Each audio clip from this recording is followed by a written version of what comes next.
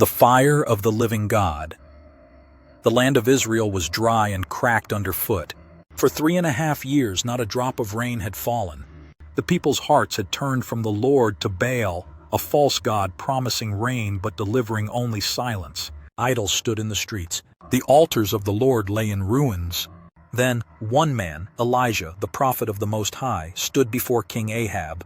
His cloak was worn from wilderness winds, but his eyes burned with a holy fire. He declared, "Gather all Israel to Mount Carmel, and the 450 prophets of Baal, and the 400 prophets of Asherah. Today we will see who is God."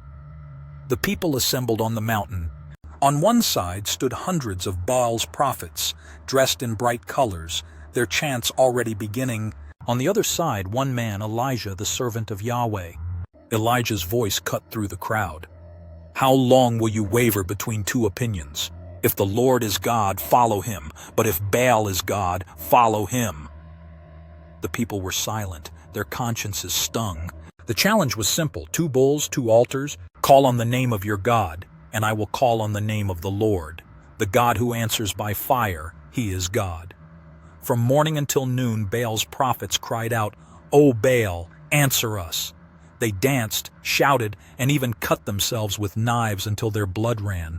But the heavens stayed silent. Elijah mocked them. "Shout louder. Perhaps he is sleeping, or traveling, or busy." As the sun dipped low, Elijah called the people near. He repaired the broken altar of the Lord with 12 stones, one for each tribe of Israel, restoring what had been torn down. He dug a trench around it, arranged the wood, and laid the bull on top.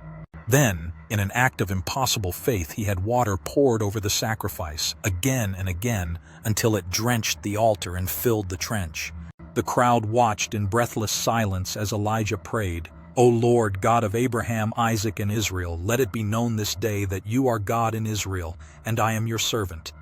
Answer me, Lord, so these people will know that you, O Lord, are God, and that you are turning their hearts back again." In that instant, heaven opened. Fire fell, not like the flicker of a torch, but a torrent from God's own hand. It consumed the sacrifice, the wood, the stones, the dust, and even licked up the water in the trench. The people fell face down, trembling, crying out, "The Lord, he is God! The Lord, he is God!" Application. This is not just history. It is a warning and a call. In every generation, the people of God are tempted to bow to the Baals of their age: wealth, pleasure, self, false religion.